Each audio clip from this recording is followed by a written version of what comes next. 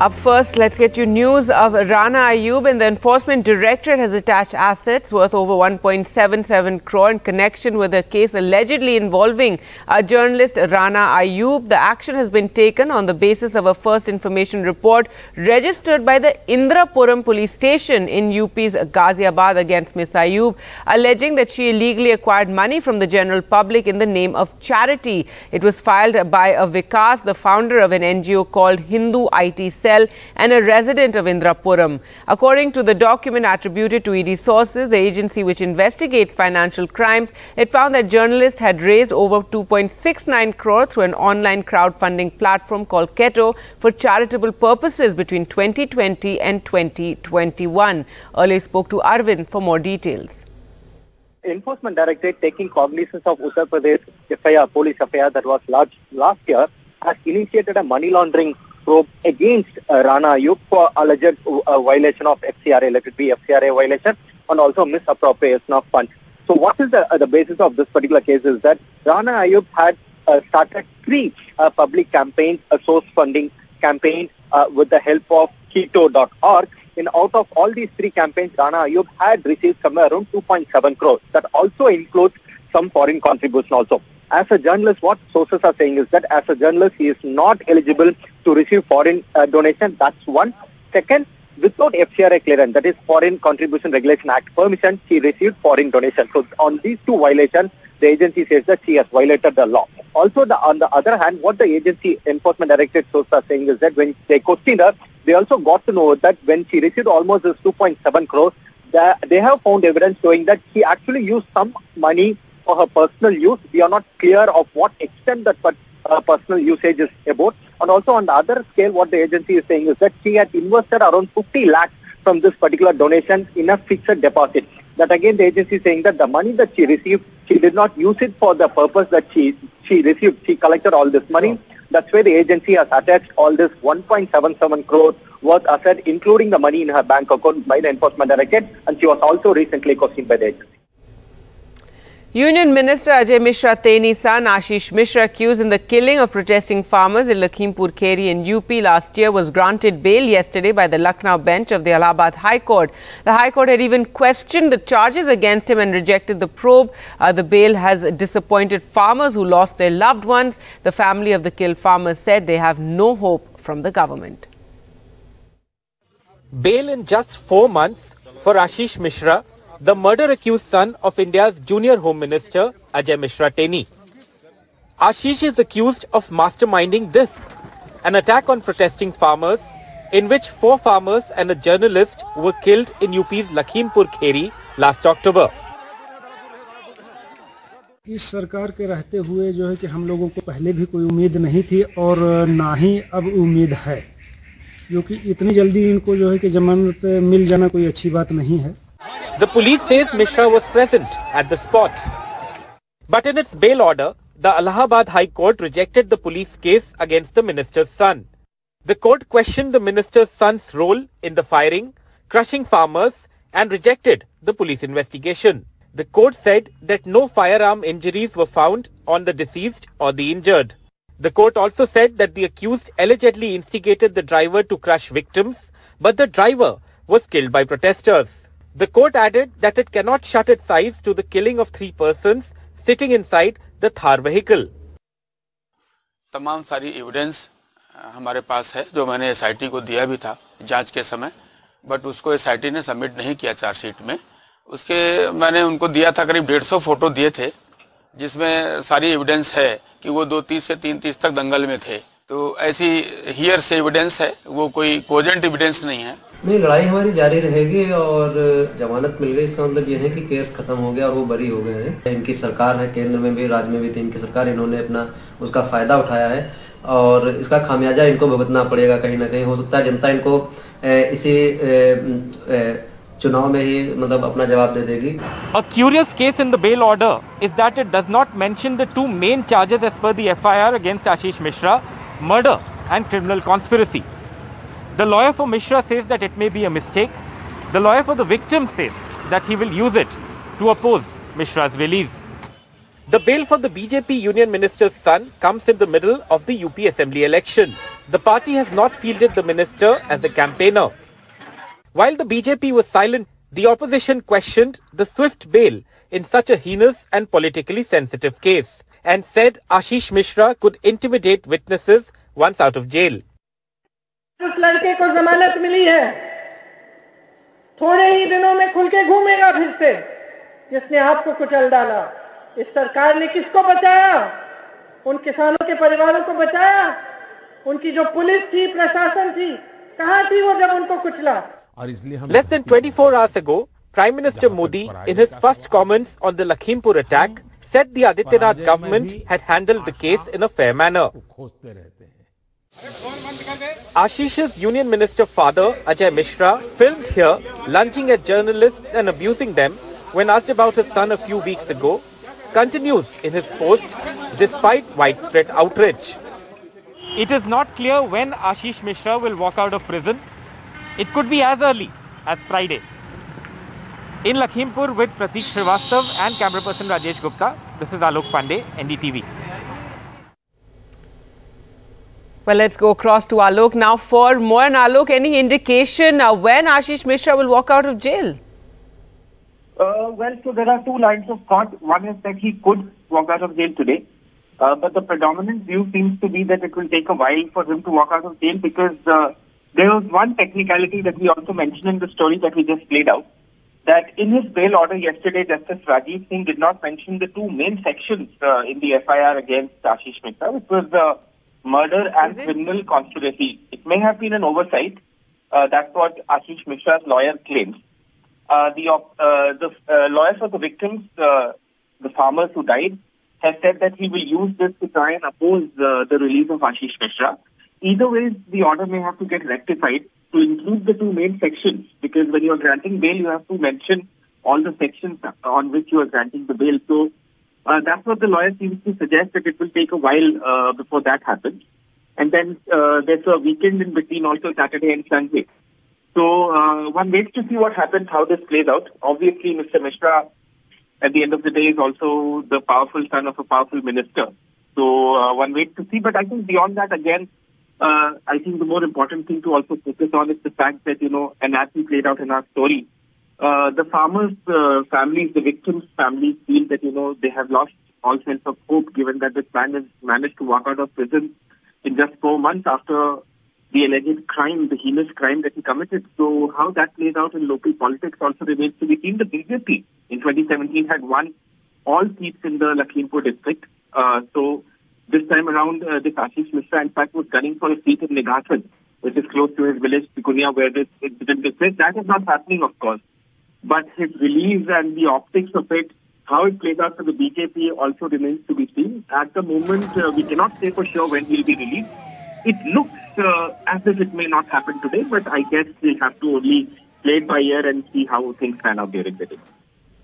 All right. Thanks so much, Alok, for joining us with those details. Moving on to other news, and news now from Gurugram, where one person is dead and several people were feared trapped after the roof of a residential high-rise in Gurgaon Sector 109 collapsed on Thursday night. The living room in an apartment of the 18th-floor Chintal's Paradiso housing complex first came down, triggering the collapse of roofs and floors directly under it. There was a team of the National Disaster Response Force which was working to rescue the trapped people. Let's go across to Meher now for more. And Meher, so what is the latest? Yes, Karji. So what we know so far is that this is a partial building collapse in Tower D of this apartment complex. There are 18 floors, but the collapse has happened from the 6th floor to the first floor. So there was some construction work going on the roof of the 6th floor, and this roof has now collapsed, and it collapsed in a portion of the building, and this portion has fallen all the way down to the first floor. The rest of the part of the building has stayed intact, and the beams of the building are also intact, which is why the floors above this are still standing. But of course, the residents are very shaken because There is one person confirmed dead. Many are still trapped, and rescue efforts are underway. The Chief Minister of Haryana has tweeted saying that he is personally keeping tabs on this situation and praying for the families, because this is, of course, a very tragic situation. Also, remember that this is a very fancy building. It was marketed as a luxury building complex, luxury housing complex, and of course, people have paid a lot of money to be living here, and it's just some construction can lead to something like this. No, absolutely, Meher. This building was made in 2018, so it's a few years old now, and it was just some work happening in one of the apartments, and that led to a collapse which went down to the lower floors as well. Exactly, and that's what is the most shaking thing for the people who live there, because it wasn't a major works going on. There wasn't any moving of the actual beams that hold up the structural integrity of the building. It was some fixing of a roof that has led to this major collapse down to 6 floors of the building. All right, and one person is dead and others were feared trapped, and those efforts are continuing. Thanks so much, Meher, for joining us with the latest there. Well, let's now get you all the election news.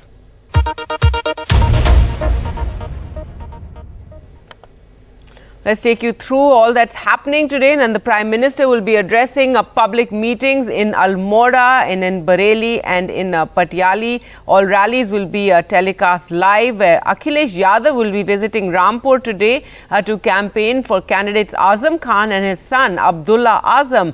Priyanka Gandhi will also be addressing rallies in 50 assembly constituencies, virtual rallies there. Rahul Gandhi will be in Goa today. Will hold meetings in several parts of Goa, while Aam Aadmi Party's national convener Arvind Kejriwal is on a 2-day visit to Goa as well, and he'll be holding a press conference in Panaji. AAP's Punjab President and Chief Minister candidate Bhagwant Mann, along with his mother and sister, and Sunita Kejriwal, wife of Arvind Kejriwal, will also be addressing a Mahila Samvad at noon today. Now, India's biggest state election began on Thursday with UP voting in the first phase. Polling ended peacefully with 60.17% people voting for the 58 seats in Western UP. The provisional voter turnout of 60.17% was a shade lower than the 63.5% in 2017. There were some complaints of EVM and VVPAT malfunctions earlier on in the day.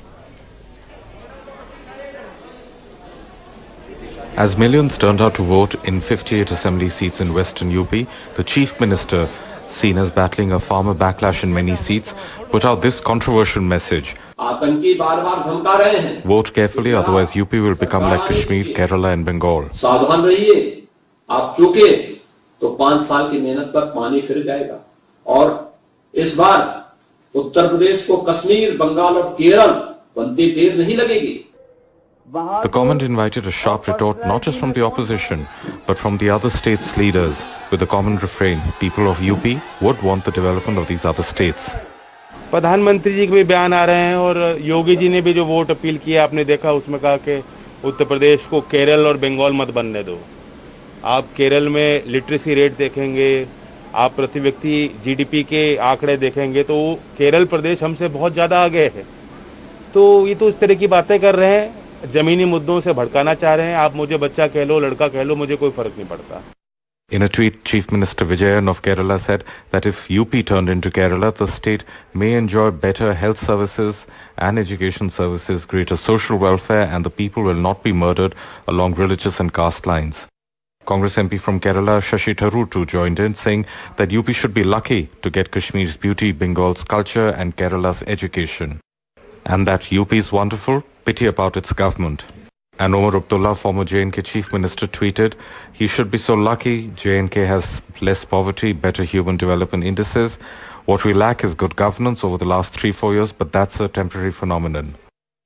In Uttar Pradesh, Yogi Adityanath's comments were immediately committed to a political discourse, while members of the opposition said that this is a sign of BJP's desperation.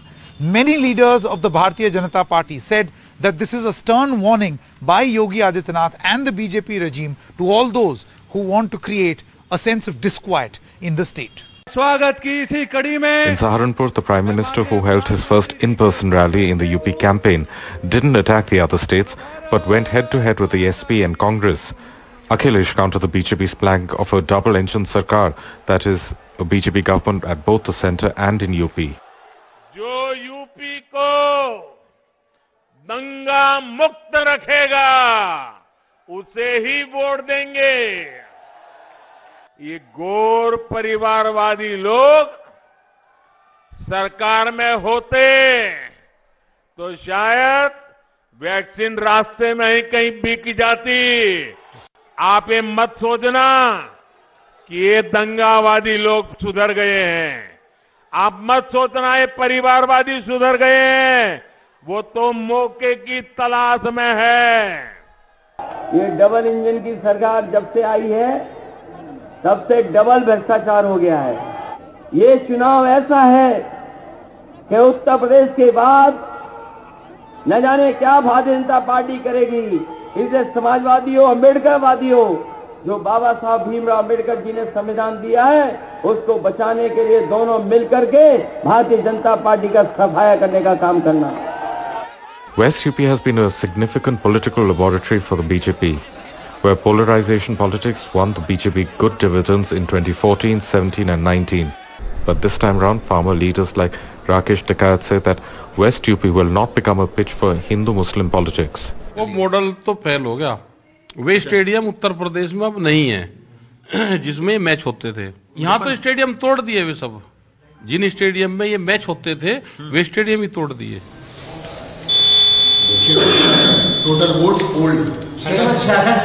The first phase of the marathon 7-phase UP polls is over. Polarizing statements like these have been the hallmark of the political discourse. With Sanket Upadhyay, Chetan Bhattacharjee for NDTV. Welcome back. In poll-bound Manipur, the party which is being seen as a dark horse by political watchers is Conrad Sangma-led NPP, which has now leveled serious allegations that its candidates and workers are being threatened by militant groups on the behest of BJP and Naga People's Front or NPF. The BJP is calling it propaganda. We will definitely take up the matter and try to resolve these issues and try to find ways to ensure that free and fair elections take place. And if there are concerns, obviously we'll request Government of India also to resolve these issues and provide proper security to the concerned candidates who are under threat. Meghalaya's Chief Minister, who is leading his party's poll campaign in Manipur, levelling a serious charge against his alliance partner, the BJP. The Manipur unit of Sangma's party, the NPP, claims in this statement issued on February 8th that their candidates and workers are being threatened by several militant outfits in Manipur who are supporting the BJP and another alliance partner, the NPF or Naga People's Front. The BJP has hit back, calling it NPP propaganda to garner votes. This is a version of the NPP. It may be a propaganda to get more votes. We believe in the democracy, so such type of propaganda will not work in this time. The NPP has put up candidates in 42 seats against the BJP. Allies have turned opponents, while both continue in government together. While the BJP is trying to pitch the decline in insurgency and return of peace in Manipur as a major poll plank, observers say that in Manipur there are at least 20-odd militant groups who have signed suspension of operation agreement and their cadres roam free.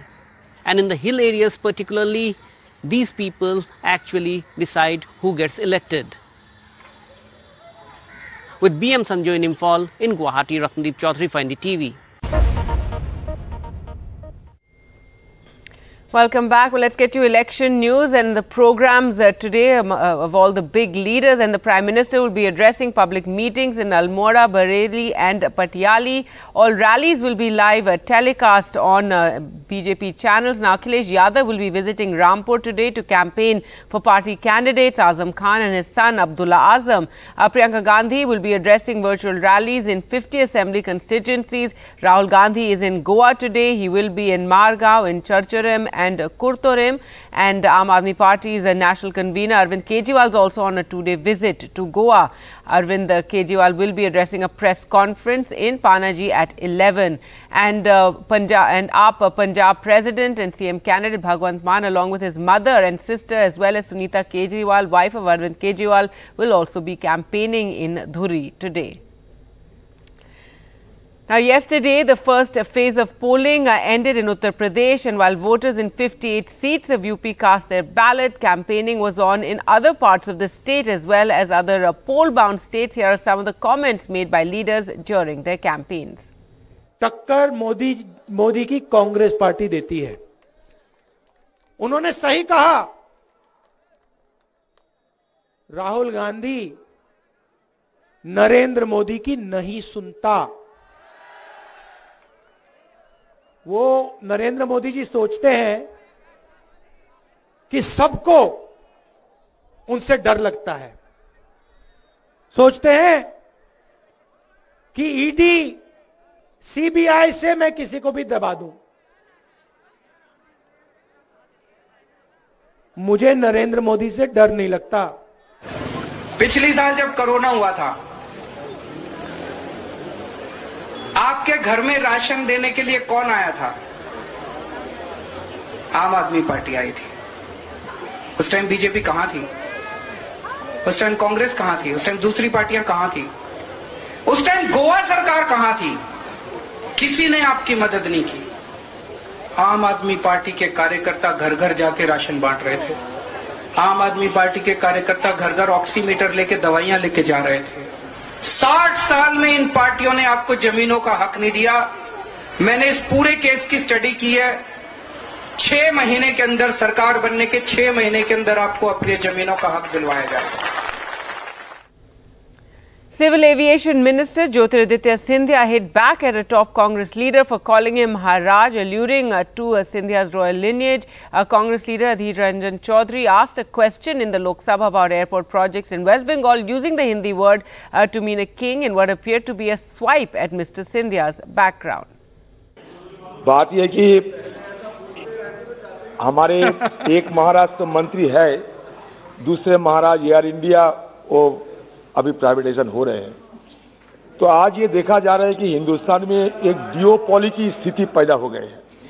अध्यक्ष महोदय, मैं आपके द्वारा माननीय सांसद महोदय और Congress party के नेता को धन्यवाद अर्पित करना चाहता हूं, पर उनको ये सूचित करना चाहता हूं कि मेरा नाम ज्योतिरादित्य सिंधिया है. शायद वो कुछ गलतफहमी में हो और मेरे अतीत के बारे में बार बार चर्चा करते रहते हैं, पर मैं उनको सूचित करना चाहूंगा. The government on Thursday revised guidelines for international arrivals, removing the category of at-risk countries introduced when the Omicron COVID variant emerged, and also recommending self-monitoring of 14 days against the current 7 days of home quarantine. The new guidelines come into effect from February 14th. According to the new guidelines, all foreign arrivals must fill a self-declaration form online, including a travel history of the past 14 days. They must also upload a negative RT-PCR test that was conducted within 72 hours of the travel date. Alternatively, they can also upload a certificate confirming that they've received both vaccine doses. This option, however, is only available for passengers arriving from 72 countries whose vaccination programs the Indian government recognizes as part of a reciprocal program. The Reserve Bank of India has kept the repo rate unchanged at 4% for the 10th time in a row and continued with the accommodative stance. The reverse repo rate has also been kept unchanged at 3.35%. RBI Governor Shaktikanta Das said that the decision has been taken as continued policy support was warranted to support economic growth. Overall, taking into consideration the outlook to the surprise and relief of many watching the RBI today, there was no hike in interest rates. Lending rate has remained at 4% for almost 2 years now. The immediate focus on faster growth. Large buffer stocks of cereals and effective supply-side measures augur well for food inflation.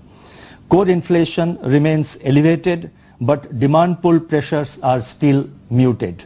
However, there are a number of concerns the central bank listed. The growth forecast is 7.8%, lower than 8% that the centre's economic policy forecast last week. Inflation for the current year is estimated at 5.3%, and core inflation remains elevated.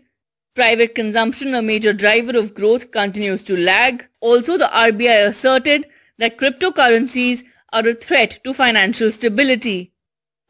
While India is likely to grow at 9.2% in the current year, that's because of a low base effect. The economy shrunk the previous year. In fact, the headwinds remain. If crude prices head towards $100 a barrel again, as per a projection by Goldman Sachs, the RBI's forecast for inflation at 4.5% next year may go for a toss. Inflation concerns were also mentioned, with the RBI governor stating core inflation remains elevated. Remember, rising inflation is also a global concern. Markets and experts cheering this decision of not hiking interest rates in the last monetary policy for this fiscal. Sakshi Bajaj for NDTV. Now, the latest in the hijab controversy in Karnataka, a three-judge bench of the Karnataka High Court was hearing the case yesterday. The bench headed by the Karnataka Chief Justice. The bench is hearing a petition challenging the ban on hijab in college classrooms. Can colleges order students not to wear hijab is what the court is hearing. Now, the hearing will resume on the 14th.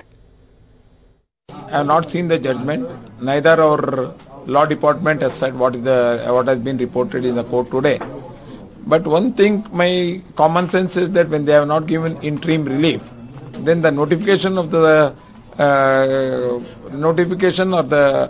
act and rule prevails. According to the act and rule, uniform is must is every institution has a right to prescribe the uniform. I feel sympathetic towards that girls. There is a limit. And amid the hijab row, there was an outreach by the Prime Minister to Muslim women. He said the government had freed Muslim women from triple talaq. हमने मुस्लिम बहनों को 3 तलाक के जुल्म से मुक्ति दिलाई है और हमने जो 3 तलाक के खिलाफ कानून बनाया है उसने मुस्लिम बहनों को सुरक्षा का विश्वास दिया है। लेकिन साथियों, जब मुस्लिम बहन बेटियों का समर्थन खुलेआम भाजपा को मिलने लगा तो जो कुछ वोटों के ठेकेदार होते हैं उनकी नींद हराम हो गई, वो बेचैन हो गए। अरे हमारी ही बेटी मोदी मोदी करने लग गई।